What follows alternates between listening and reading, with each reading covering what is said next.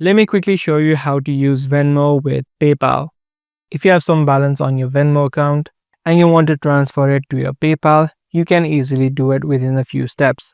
So what you want to do is open up the app of Venmo.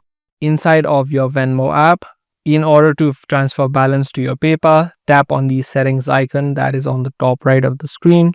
Once you tap on settings, you'll land on the settings page and you're going to see a bunch of options.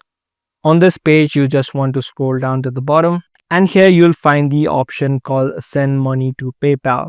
So if you scroll down to the bottom of the settings page, you're just going to find this option. You just want to tap on this option. In the next page, in order to send money to PayPal, whether it be your PayPal or somebody else's PayPal, you need their PayPal username. So just tap on send. Add in the PayPal username that you have, either for your personal account or the other person's account. Just add in the PayPal username, tap on next, and then add in the payment that you want to send.